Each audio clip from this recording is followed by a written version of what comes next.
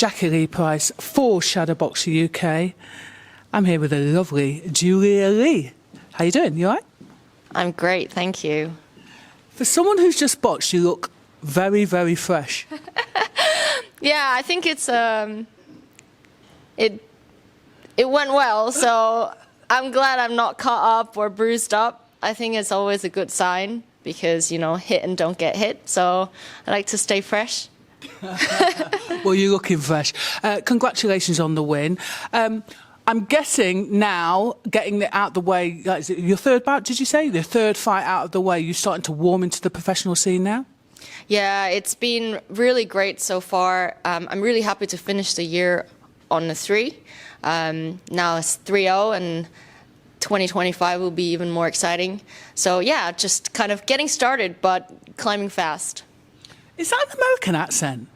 Yeah, a little bit. It's a long story. I mean, I learned English from American teachers in Korea, then I went to a Canadian school in Singapore and watched a lot of American TV and lived a bit in New York. So yeah, it's a bit of a mix, actually.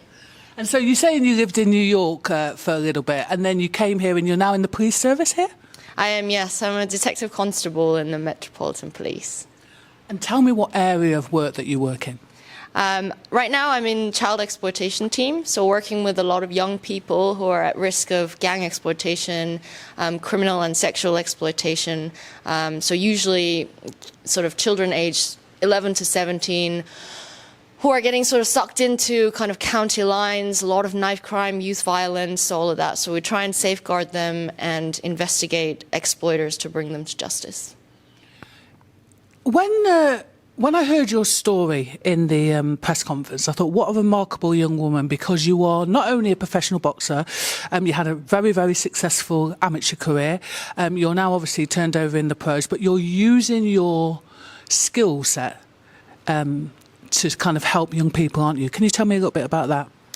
Yeah, I mean, honestly speaking, I never thought things would turn out this way. I never ever planned when I was younger or even when I was an adult that my life story would unfold in this beautiful way.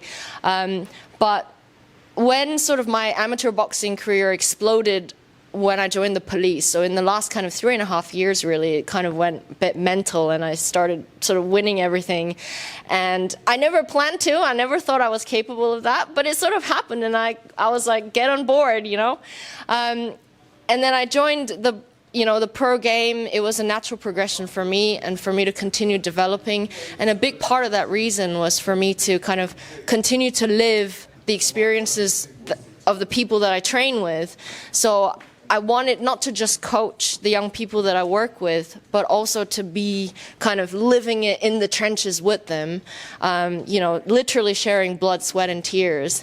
And so, yeah, so it's kind of a really nice harmony at the moment where both of my areas of work kind of fuel each other, and I'm hoping to be able to inspire the people that I work with, be a good role model. It sounds a little bit cliche, but I love it. It's brilliant. The energy, the vibe. When I see kind of in real life the improvements, the self-belief, and just kind of when young people's mind just goes, something clicks and they go, oh my God, like I love this, I understand this, and I just want to share the power of boxing with those people. It's interesting because I'm a coach as well, and when I saw you talk about the effect it has on young people, your body, your eyes, your face, everything just lit up.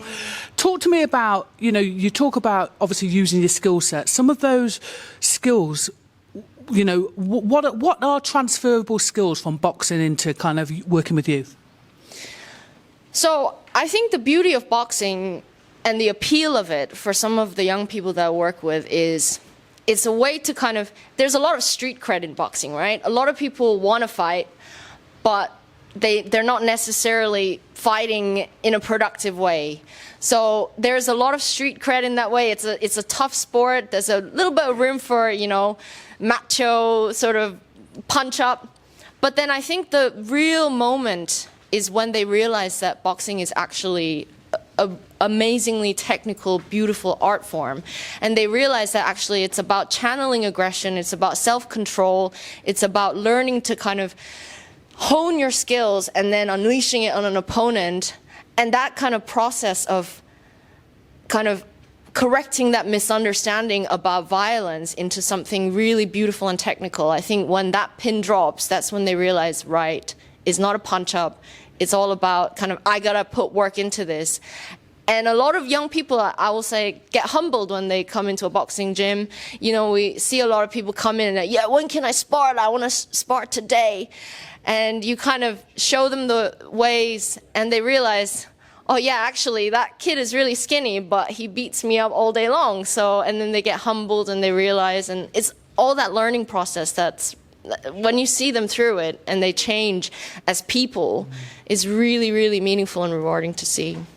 It really is rewarding, isn't it? That's people talk about not getting money when working on the amateur scene, but that's kind of the gift, isn't it? Absolutely. I think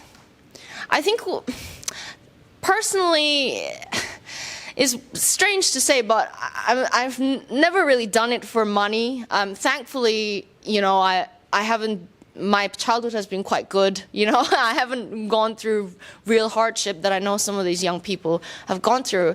And what my work, you know, in the police has shown me is, like, I feel it down to my bones, some of the troubled homes they come from, the real challenges that I wasn't, you know, able to, or luckily enough, was able to avoid.